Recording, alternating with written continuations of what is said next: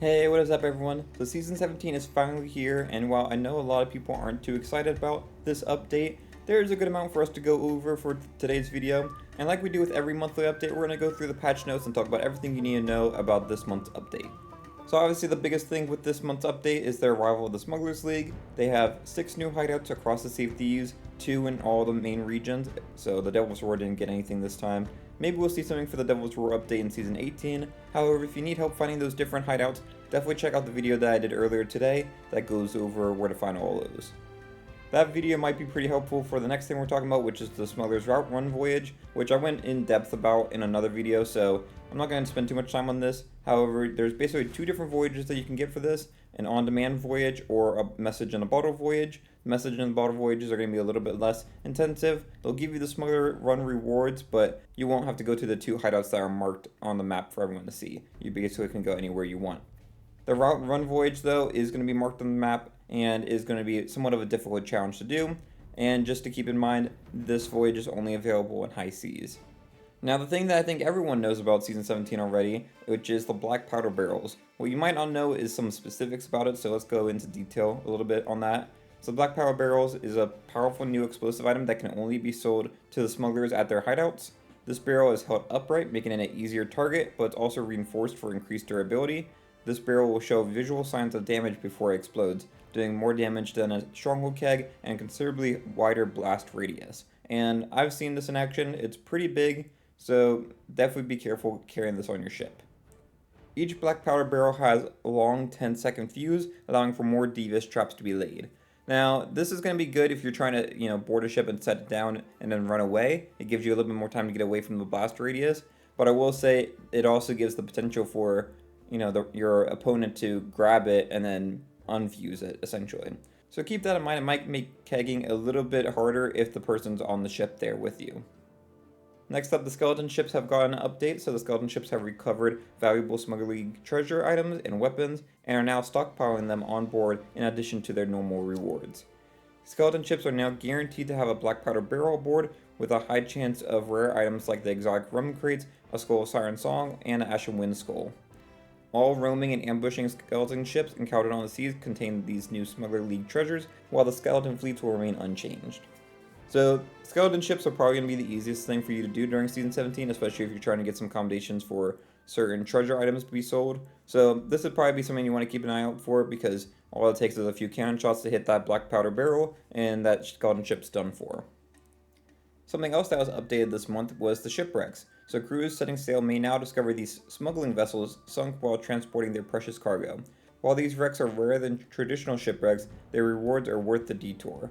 Smuggler shipwrecks contain an assortment of high-value treasure in addition to their usual rewards, with unique ship journals that can be returned to the Smugglers League and an assortment of weapons including devastating black powder barrels. Players diving down to a smuggler shipwreck will find handy air bubbles throughout the ship to help them while exploring. For the duration of Season 17 though, the Reaper Chest and Reaper Bounty are now exclusively found in these sunken smuggler shipwrecks and are no longer found at the Fort of the Dam. So honestly, if you haven't kept up with the Reaper Chest accommodations and stuff, this might be a good season to try to go for it, because there's going to be a lot of rewards to go for at these shipwrecks. Next up, I don't even know why this is even noted on the patch notes, to be honest, as like a main feature, but it's the Smuggler Caches. Essentially, the new smuggler treasures that we've been talking about, you'll sometimes find them washed up on the shore. Not really something I think is noteworthy, but, I guess they wanted to make sure that it was known. We also got the return of the Reaper Bones rowboats, which have reinforced gunpowder barrels attached to the rowboat. This, I think, is going to be somewhat fun to use. It might get, old pretty quickly. I think when it was a limited time thing, everyone was really excited to use them and use it a ton. But now that's going to be a permanent addition. Who knows how long people are going to be using it. I think it's going to be a hazard to keep docked on your ship, similar to these new kegs that we're getting in the game. So, we'll see how people do it. But I am excited to try to do some sneaky tucks and, bring them on the ship and use it to explode someone's ship and stuff. So, that would be pretty fun. We obviously got new accommodations and rewards for this season. There's a good amount of stuff, but there's a new Smugglers League outfit that you can get, along with a bunch of trinkets. And I think the best thing that they've added for this update is the black powder barrel disguise. This is the first time we've seen a new disguise since they were introduced in Season 14, so this is a pretty notable addition in my mind, because there's been plenty of times when they could have added new disguises in the game, but they haven't. So I'm very excited that they actually added a new disguise for this new black powder barrel. Is it going to be that effective? Probably not, because I feel like if someone sees it, they're probably going to try to shoot it or maybe get it off their ship or whatever the case may be. But if you wanted to do something sneaky where maybe you have like one of your crewmates take their current black powder barrel that they already have and like maybe jump off the ship or move it somewhere else so that you can explode it later, and then you take the place of the black powder barrel, that might be pretty fun to do. But I'm just happy to have a new disguise to work for. Another big change is the season overview menu, which is a UI overhaul. And this is going to give you access to time-limited cosmetics that are only going to be available during this season, as well as this is where the new trials are going to be moved to. So if you're familiar with Sea of Thieves season in the past, we've had the trial system where that helps you progress your renown and get you to progress the season pass faster, which, by the way, I made a video talking about the free season pass and the plunder pass. So if you want to hear my thoughts on both of those, you can go check that out. But essentially, this takes all of those and puts it into a new menu, breaks it up into the 3 months of content, and gives you a reward each month to unlock for it. So I really like this new season overview menu. I did make a video talking more in depth about it, kind of showing it off more and stuff. So you can check that out if you want to. It's a little bit of an older video now from a few weeks ago. But I think it's a really good change that they've done for season 17. We also got some new Emissary Ledger rewards. So the Guild Emissary Ledger got the Moonriser Mariner's painting and the Unseen Deal ornament, as well as some new titles. But I think the Hunter's Call is the one that really got some good stuff for their Emissary Ledger, which, thank you, they finally actually did it on the season's release. If you remember back in season 16, we didn't even know if we were going to get any new Emissary Ledger rewards for the Hunter's Call because they didn't come out with season 16. They didn't come out till later on in the season. So I'm very happy that this is here at launch for the season, and we actually got some really good cosmetics this time. So this Call of the Sea wheel and the cannons I think are both really nice looking, and I'm actually excited to try to progress to unlock them. The Chest of Fortune obviously got its next grade of Fortune's Favor commendation. This is something that I have not kept up with because I just think it's too much of a heavy grind, but for those of you that are keeping up with it and are interested in it, this next grade unlocks the Regal Fortune Lantern, Spyglass, Compass, and Bucket. You can also unlock, with doing the Reaper Chest Reaper's Riches commendation, you can get access to the Regal Fortune Banjo and Drum. The Pirate Emporium has a new Riptide Rodeo set in the shop. There's also the Fan the Hammer emote that's for free right now. So make sure you go ahead and grab your free emote for the month. You also have the new edition of Pirate Profiles, which I think it's pretty clear that most people don't care about those. But if you do want a more in-depth analysis of what that is and why I think it's kind of a dumb thing to waste development time on, I'll leave another link for that video as well.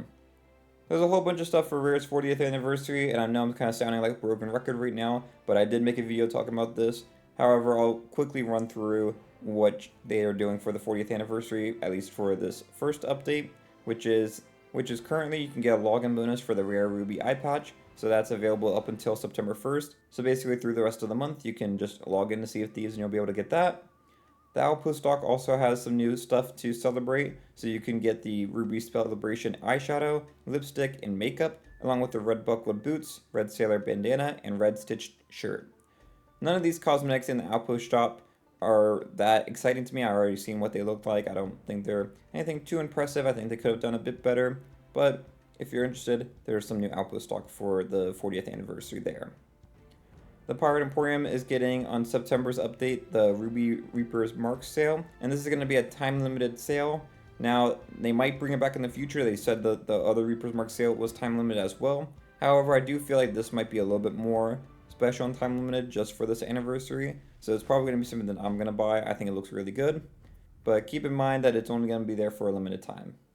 We obviously also went into detail before about how to do the Microsoft rewards and get the Rare Ruby hat. I know some people said that they were having trouble with different regions and that kind of stuff, so I'm not exactly sure who's able to get this. It doesn't tell me on here which regions are able to do it, it just kind of says that anyone can do it. So if you're having trouble, my biggest recommendation is you could try to do a VPN to access it. That might be your best way to get it done, but otherwise I'm not really sure what to do for you. And then finally, right now you can also get, for Xbox Game Pass Ultimate subscribers, you can get the Rare Ruby emote from the Game Pass perks. So some decent stuff there for the 40th anniversary.